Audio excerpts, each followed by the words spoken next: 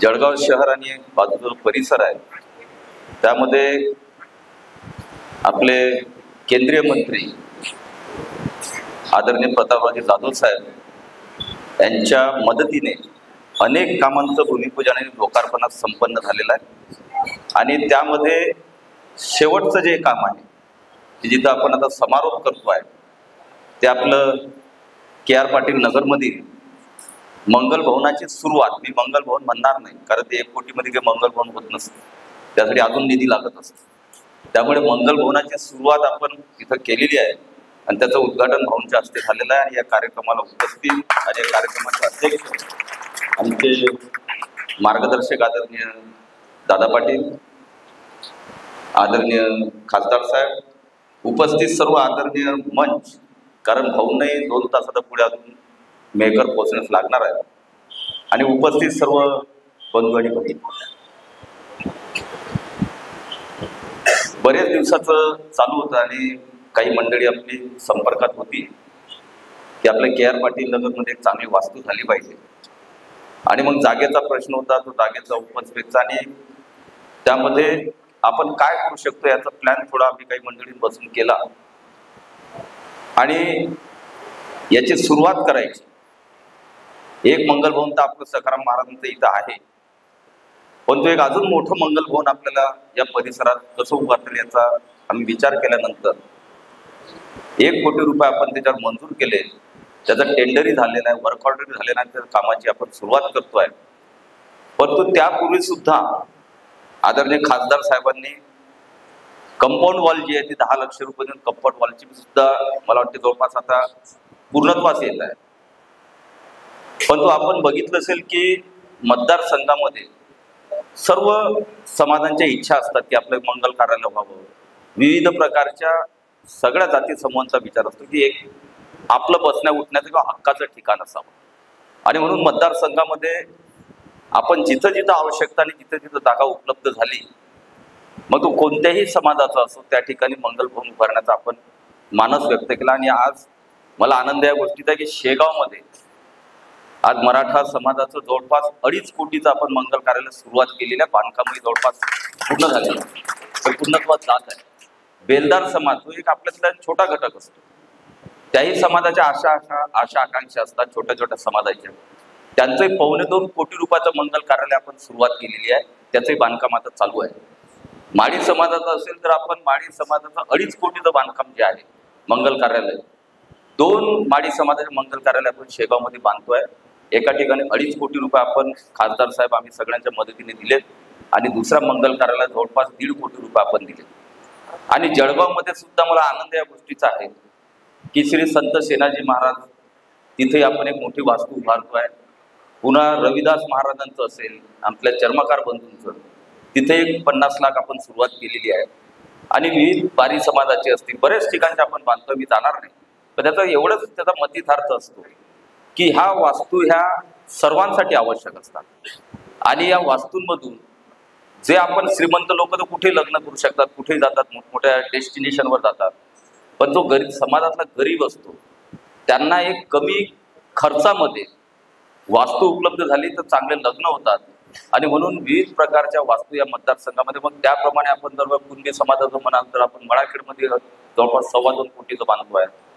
आणि आज भाऊंच्याच मदतीनं जे आपले तीर्थक्षेत्र आहेत या मतदारसंघातले ब वर्ग दर्जाचे, मला अतिशय आनंद आहे की भाऊनी सुद्धा पाठपुरावा करत, आम्ही सगळ्यांनी पाठपुरावा केला आणि 15 कोटी रुपये यावर्षी आपण कामं या सगळ्या तीर्थक्षेत्रावर चालू केलं। पूर्वी तर केलेच होते, पण 15 कोटी, त्यामध्ये आपल्या इरोरा संस्थानावर आपण 2.5 कोटीचा डोम बांधतोय, जिथं आपलं महाराजांचं भास्करगिरी हरिभक्त पारायण भास्करगिरी महाराजांचं जिथं कीर्तन होतं, त्या कीर्तनाच्या ठिकाणी आपण स्टेज तर पहिलेच बांधला, पण तो तिथं 2.5 कोटीचा डोम, किचन आणि नवरदेव नवरीसाठी रूम, अशा प्रकारे 2.5 कोटी तिथं मंजूर आहे। त्याचंही कामाचं भाऊची वेळ भेटल्यानंतर त्याचंही आपण भूमिपूजन करतोय।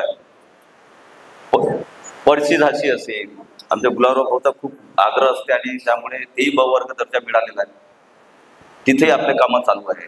पळशी सूप असेल, धानोरा असेल, काटल असेल, सगळ्या सोनाळा असेल, सर्व ठिकाणी मंगल कार्यालयाची त्या प्रकारच्या भव्य वास्तू आपलं याचं चांगेपडचं आपलं रामभारती महाराज तिथेही 2 कोटी रुपये आपण तिथे मंगल कार्यालय बांधतोय, त्याचंही काम आता आपण चालू करतोय, मंजूर झालेलं आहे. आणि म्हणून अशा विविध वास्तू जर सगळ्या ठिकाणी झाल्या मतदारसंघामध्ये तर निश्चितपणे गोरगरीब जनतेला चांगल्या प्रकारच्या सुविधा ह्या तिथं उत्पन्न होतील आणि त्या माध्यमातून एक चांगली सोय आपल्यासाठी होईल. आणि आज अतिशय आनंद आहे की आपण जळगावमध्ये तिकडून प्रवेश करताना खासदार साहेबांनी प्रयत्न करून तिथं निधी टाकला आणि त्यामध्ये भव्य छत्रपती शिवाजी महाराजांचं गेट त्या भागात आपण उभं करतोय, ते पूर्णत्वात जात आहे, त्याचंही लोकार्पण आपण काही दिवसात घेतोय. आणि या बाजूने जेव्हा जळगावमध्ये एंट्री होते तेव्हा संत तुकाराम महाराजांचं गेट आणि स्मारक हे सुद्धा आपण आज केलेलं आहे. आणि हे संतांचं आणि यांचं करताना मनामध्ये एकच भावना असते की जे संत जे झाले ते आपल्याला एक विचार देऊन जातात, एक प्रबोधन करतात, एक जागृती करतात आणि म्हणून ते विचार सर्व समाजांपर्यंत पोहोचले पाहिजे. आणि म्हणून विविध संतांचे स्मारक सुद्धा आपण मतदारसंघात मोठ्या प्रमाणात, आता एक आपण मागे पाहिलं संत रूपलाल महाराजांचं राष्ट्रीय स्मारक आपण आता अंजनगावमध्ये निर्माण करतोय. तेही एक संत होते आणि देशभर त्यांनी कार्य केलं. संत रविदास महाराजांचं करतोय. आणि म्हणून अशा पद्धतीनं हे करत असताना मतदारसंघाचा विकास शेवटी काय असतं की समाजाच्या भावनाही जपायच्या असतात आणि दुसरीकडे सर्वसामान्य जनतेला काय पाहिजे, मग तो पाणी पुरवठा असेल, रस्ते असतील, ह्याही गोष्टी आपल्याला कराव्या लागतात की सगळ्यांसाठी आवश्यक असतात. आणि म्हणून जळगाव शहरामध्ये असेल की ग्रामीण भागामध्ये असेल आपण मोठ्या प्रमाणात हे कामं. आणि आज मला या गोष्टीचा आनंद आहे की आपले खासदार जे आहेत जे 4थ्या वेळेस निवडून आले ते आज केंद्रीय मंत्री झालेले आहेत. आणि केंद्रामध्ये आता मंत्री असल्यामुळे या मतदारसंघामध्ये त्यांच्याकडून मी एकच अपेक्षा व्यक्त केलेल्या आहेत. छोटे मोठे कामं तर आपण करत राहतो आमदार निधीतून, आमदाराच्या माध्यमातून असो, पण या मतदारसंघात खऱ्या अर्थानं विकासात्मक जर पुढे जायचं असेल तर आपल्याला पर्यटन आणि औद्योगिक या गोष्टीला आता इन्फ्रास्ट्रक्चर तयार झाल्यानंतर आपल्याला त्याची सुरुवात आपण केलेली आहे. त्याला गती देण्याचं काम निश्चितपणे केंद्रीय मंत्री आपले भाऊ करणार आहेत. आणि म्हणून त्यांच्याकडून अपेक्षाही आपल्या खूप आहेत. त्यांनी 2-3 गोष्टीच्या आपल्या मतदारसंघासाठी ज्या आहेत त्या त्यांनी मनामध्ये चांगल्या प्रकारे ठाम ठरवलेला आहे. आणि येणाऱ्या काही दिवसामध्ये 2-3 मोठे प्रकल्प भाऊंच्या मदतीने मतदारसंघात येत आहेत. त्याची सुरुवात आता झालेली आहे. ते प्रकल्प मी आज सांगणार नाही, पुढच्या कार्यक्रमामध्ये भाऊच त्याचं सुतोवाच करणार आहे, त्यामुळे त्याच्यावर मी आता बोलणार नाही.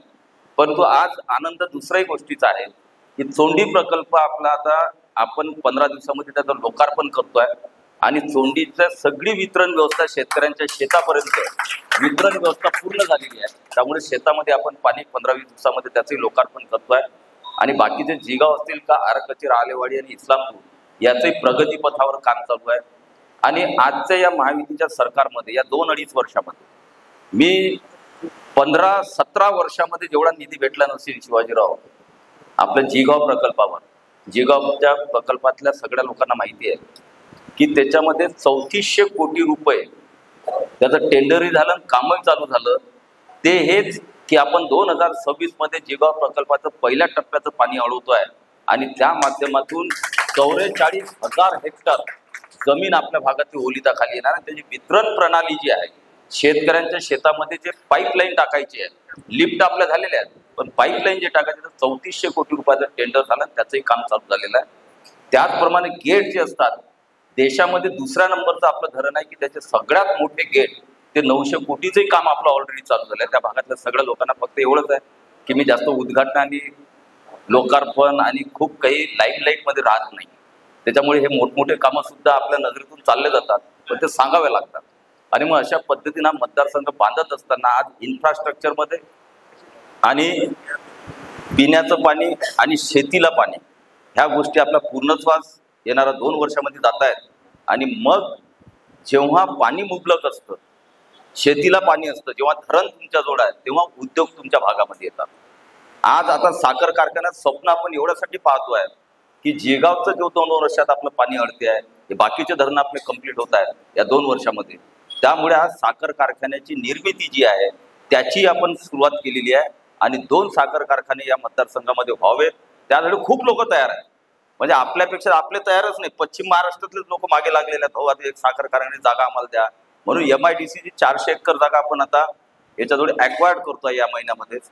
आणि त्या जागेवर एक साखर कारखान्याची निर्मिती जी आहे ती निश्चितपणे होईल आणि म्हणून हा एक सर्वांग सुंदर असा मतदारसंघ व्हावा आणि त्यामुळे जे जे संत महात्मे आशीर्वाद देतात आणि आपल्यासारखे सुद्धा आशीर्वाद देतात त्याच्यातून प्रेरणा मिळते, ऊर्जा मिळते, काम करण्यास पुढे जातो. परंतु एक अजून के आर पाटील नगरचा बऱ्याचशा जणांनी त्यानंतर लक्षात आणून दिलं की रस्त्याचं काम किंवा रस्ता आमच्याकडचा बरेच वर्ष झाले रस्ता खराब आहे, त्याचंही 30 लक्ष रुपयाचं काम मी टाकलेलं आहे. याच्या 8 दिवसामध्ये मंजुरातून त्याचंही टेंडर प्रोसेस आपण या महिन्यात कंप्लीट करतोय. ज्याने के आर पाटील नगरचा हा मेन रस्ता जो आहे हा पूर्णत्वास आपण याच महिन्यामध्ये त्याचं टेंडरिंग करतोय. ते 30 लाख रुपये आपण के आर पाटील नगरसाठी टाकलेले आहे आणि उर्वरित 10-20 लागले तर मग भाऊंकडून आपण घेऊ. त्यामुळे कंप्लीट रस्ते हे के आर पाटील नगरमध्ये कसे करता येईल याचाही प्रयत्न आपण केला. महाराजांशी माझं बोलणं झालं, तसंच बुवाजींशी बोलणं झालं होतं की सखाराम महाराजांचा मागचा जो भाग आहे तो सध्या एकदम खराब झालेला आहे.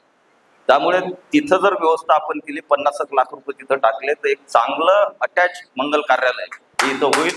त्याचे भविष्यामध्ये आपण 50 लाख रुपये त्याची तरतूद करतोय, जेणेकरून मागची जे रूम महाराज राहतात आणि किचन हे बदलून एक चांगलं तिथं 50 लाखाचं डिझाईन आपण तयार करतोय, त्यालाही मान्यतेसाठी पाठवतोय. आणि निश्चितपणे आनंद या गोष्टीचा आहे की केंद्रीय मंत्री पहिल्या वेळेस आपले भूमिपुत्र म्हणजे आपल्या जिल्ह्याचे खऱ्या भूमिपुत्र हे केंद्रीय मंत्री झालेले आहेत. आणि आज आयुष सारखा म्हणजे आयुर्वेद, युनानी आणि होमिओपॅथ या तिन्ही विभागाचं, योगा असेल या सगळ्या विभागाचं काम स्वतंत्र मंत्री म्हणून एकटेच ते देशामध्ये पाहत आहेत. याचा निश्चितपणे अभिमान आणि गर्व आपल्याला असायला पाहिजे की देशामध्ये आज काम करण्याची संधी त्यांना मिळालेली आहे आणि देशभर ते आता फिरतायत. म्हणून त्या डिपार्टमेंटच्या माध्यमातून जे जे प्रोजेक्ट असतील ते प्रोजेक्ट आपल्या मतदारसंघात यावेत ही सगळ्यांची इच्छा आहे आणि त्याप्रमाणे ते सुद्धा आपल्या पाठीशी उभे आहेत. आणि म्हणून भाऊंचं मी मनापासून अभिनंदन करेल की केंद्रीय मंत्री झाल्यापासून त्यांनी या मतदारसंघाकडे आता खूप लक्ष देणं चालू केलेलं आहे आणि निश्चितपणे या मतदारसंघाच्या विकासासाठी त्यांचा हातभार आपल्याला मोठ्या प्रमाणात लाभणार आहे. आपण सगळ्यांनी जे स्वागत केलं त्याबद्दल सगळ्यांचा धन्यवाद मानतो, आभार मानतो आणि थांबतो. जय हिंद, जय महाराष्ट्र.